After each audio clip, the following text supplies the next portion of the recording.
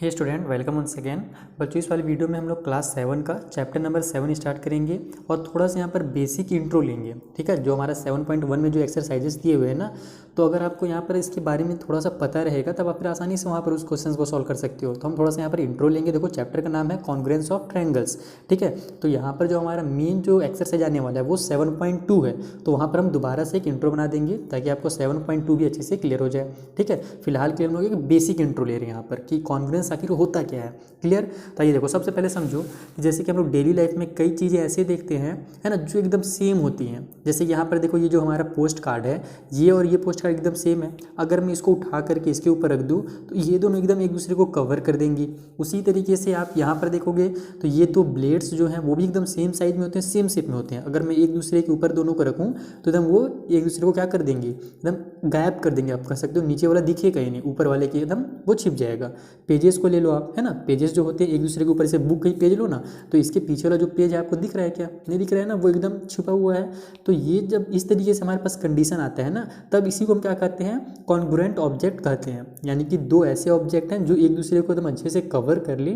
ठीक है, वो पूरा पूरा, है ना, ये ध्यान रखना कि पूरा पूरा अगर एक दूसरे को कवर कर लेते हैं तो फिर वो हमारा कॉन्ग्रुएंट ऑब्जेक्ट कहलाता है। क्लियर है? यहाँ पर कुछ एग्जांपल्स दे दिए हैं, लेकिन अभी तो ये हमने ऑब्जेक्ट के बारे में पढ़ा। अब हम लोग कुछ लाइंस और एंगल्स के बारे में समझेंगे कि वहाँ पर कॉन्ग्रुएंट हम कैसे लेते हैं। तो अगला जो हमारा टॉपिक है वो है कॉन्ग्रुएंस अमॉन्ग लाइन सेगमेंट्स। ठीक है, जो लाइन सेगमेंट्स होते हैं हमारे, उनमें जो कॉन्ग्रुएंस होते हैं ना, वो कैसे होंगे।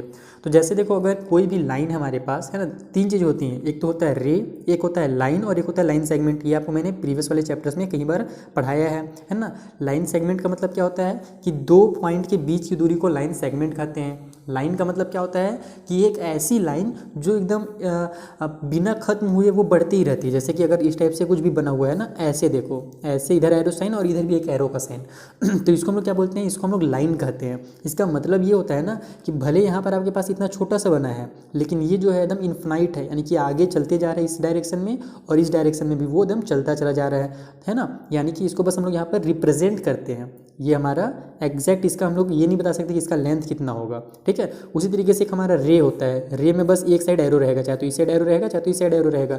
तो उसका मतलब क्या होता है कि यहाँ से ये स्टार्ट हुआ है, इधर तो नहीं है ज़्यादा, मतलब कि यहाँ इधर कुछ नहीं है, जहाँ पर से स्टार्ट हुआ है बस वही है और आगे ये चलता चला जा रहा है। तो इसको रे कहते हैं। ये थोड़ा सा मैंने आपको रिवाइज करा दिया। मेन हमको यहाँ पर देखना है लाइन सेगमेंट, क्योंकि इनका कोई भी हमारा लेंथ नहीं होता, लेकिन लाइन सेगमेंट्स होते हैं उनके लेंथ होते हैं। दो पॉइंट के बीच की दूरी है तो एक डिफाइनाइट लेंथ होगा उसका। जैसे मान लो ये 5 सेंटीमीटर है ना, लेकिन अगर ये हमारा 5 सेंटीमीटर आपको यहाँ पर दिख भी रहा है तो ये एक्चुअल में 5 सेंटीमीटर नहीं होता है। ये इधर भी एकदम बढ़ते चला जाएगा, इधर भी बढ़ते चला जाएगा। ये एरो का मतलब ही यही होता है।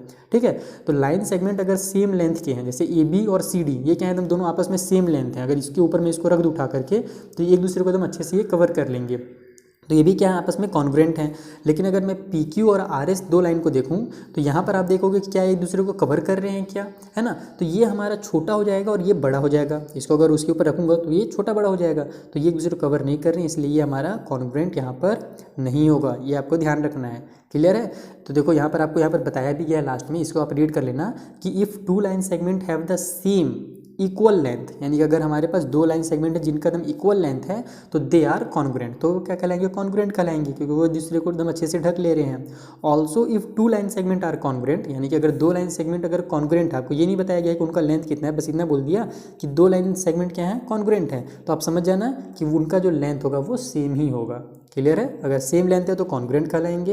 अगर सेम लेंथ नहीं बताया जा रहा है, बस इतना बोला जा रहा है कि दोनों कॉन्ग्रुएंट हैं, तो समझ जाना कि उनका लेंथ सेम होगा। यानी ऐसे अगर आपके पास एक क्वेश्चन आ गया कि दो लाइन सेगमेंट क्या है आपस में कॉन्ग्रुएंट हैं और एक का जो लेंथ है वो 5 सेंटीमीटर है, तो बताइए कि दूसरा का कितना होगा। तो भैया अगर कॉन्ग्रुएंट है तो एक 5 है तो दूसरा भी 5 ही होगा। क्लियर है? इसलिए यहाँ पर ये दिया हुआ है। अब हम लोग चलते हैं एंगल्स के पास। तो देखो, इसमें बहुत सारे बच्चे एक टॉपिक में कंफ्यूज हो जाते हैं। वो टॉपिक क्या है कि सर इधर ये जो लाइन ये बड़ा दिख रहा है, ये लाइन छोटा दिख रहा है, तो क्या ये दोनों कॉन्ग्रुएंट होंगे क्या।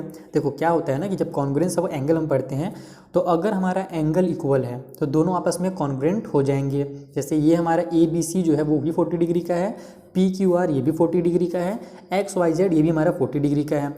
तो अब आप बोलोगे सर लेकिन अगर हम लोग एक दूसरे के ऊपर रखेंगे तो ये तो छोटा बड़ा दिख रहा है। बिल्कुल भी नहीं, यहाँ पर देखो ये जो है एरो का साइन लगा हुआ है, इसको हम लोग कहते हैं रे।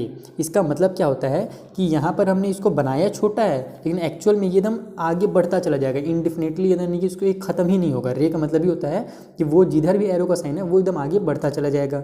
उसी तरीके से ये भी जो है ना, ये थोड़ा सा बड़ा बस शो कर दिया गया है लेकिन ये भी क्या है आगे बढ़ता चला जा रहा है, और ये थोड़ा सा और बड़ा शो कर दिया गया है लेकिन इसका भी मतलब क्या है कि ये भी आगे इस साइड भी बढ़ता चला जा रहा है, नीचे भी बढ़ रहा है, इन लोग भी नीचे साइड में बढ़ रहे हैं। क्लियर है ना। तो ये हमारा रे है, इससे हमारा जो एंगल है उसके में कोई भी चेंज होगा क्या? बिल्कुल नहीं होगा। चाहे आप इसको बड़ा कर दो तो भी ये 40 डिग्री का ही रहेगा, और इसको अगर आप छोटा कर दो तो भी क्या होगा 40 डिग्री का ही रहेगा। तो अगर रे दिया रहेगा तो उसमें बिल्कुल भी कंफ्यूज मत होना। अगर हमारे पास एंगल सेम है तो फिर वो तीनों क्या होंगे आपस में कॉन्ग्रुएंट हो जाएंगे। जैसे ये हमारा देखो इसका साइज और इसका साइज मेरे को लगता है लगभग सेम है लेकिन एंगल्स क्या है अलग हैं, तो ये आपस में कॉन्ग्रुएंट नहीं होंगे। अब देखो कॉन्ग्रुएंट को शो कैसे किया जाता है, हम लोग हमेशा इक्वल लिखते हैं ना। तो देखो यहाँ पर जैसे कि एम लिखा हुआ है, एम का मतलब होता है मेजरमेंट, शॉर्टकट में मेजरमेंट को यहाँ पर एम लिखा जाता है। तो measurement of A B C जो है वो इक्वल है measurement of P Q R के, यानी कि ये जो हमारा एंगल है ना ए बी सी, इसका मेजरमेंट 40 डिग्री है, पी क्यू आर का भी जो मेजरमेंट है वो भी कितना है 40 डिग्री है। तो ये दोनों आपस में इक्वल है। तो अब क्या किया जाता है कि जब हम लोग कॉन्ग्रुएंट्स बताते हैं कि हाँ इक्वल है और ये जो एंगल है इस एंगल के क्या है आपस में कॉन्ग्रुएंट भी है, तो कॉन्ग्रुएंस के लिए बस यही वाला साइन लगा दिया जाता है, यानी कि इक्वल का साइन लगाया जाता है और उसके ऊपर छोटा सा एक एस टाइप से इस तरीके से बना दिया जाता है। तो ये जो साइन है ना वो कॉन्ग्रुएंट का साइन है। क्लियर। अभी आगे चल करके इसका बहुत ज़्यादा आपको जरूरत पड़ेगा, एक्सरसाइज 7.2 में खास करके 7.1 में भी पड़ेगा।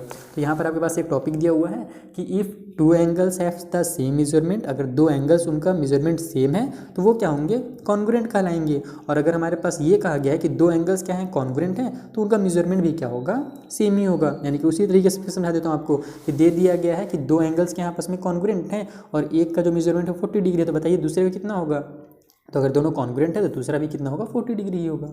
ये भी क्लियर हो गया। अब एक छोटा सा और टॉपिक बचा है ट्रायंगल के बारे में, जो कि सबसे ज़्यादा जरूरी है। बेसिक जगह आपने समझ लिया तो वो भी आप आसानी से समझ ही जाओगे।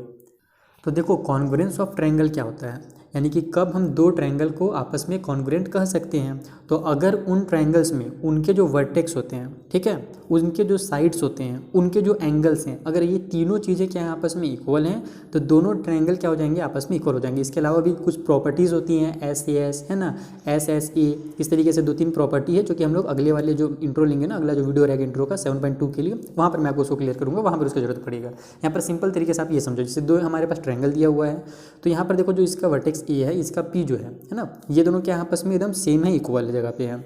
उसी तरीके से जो बी है और इधर जो हमारा क्यू है ये भी क्या आपस में करस्पॉन्डिंग है, इक्वल है। उस तरीके से जो हमारा सी है और इधर जो हमारा आर है ये भी क्या है इक्वल है। इसके अलावा ये तो हमारा वर्टेक्स हो गया। अब साइड भी देखो कि साइड का जो मेजरमेंट है वो सही है कि नहीं है। तो देखो ए बी और पी क्यू दोनों एकदम बराबर दिख रहे हैं, ठीक है, तो ये दोनों आपस में इक्वल हैं।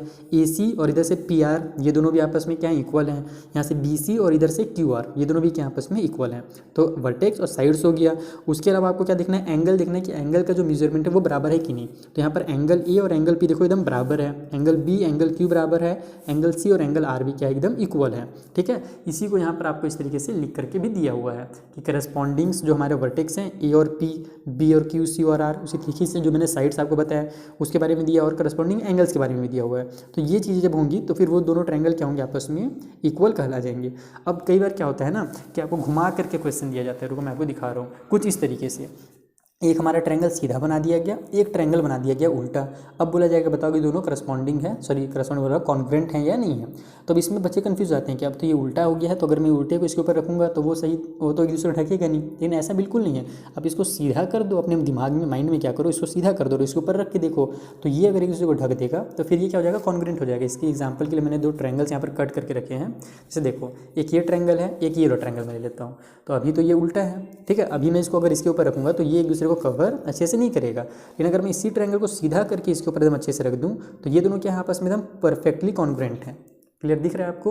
तो बस वही चीज़ होता है कि अगर उल्टा है तो भी आपको कंफ्यूज नहीं होना है, बस बता देना कि देखो जी भैया यहाँ पर जैसे कि हमारा भले उल्टा है लेकिन ये जो हमारा वर्टेक्स है वो वर्टेक्स आर के इक्वल में है ना, करस्पॉन्डिंग में है।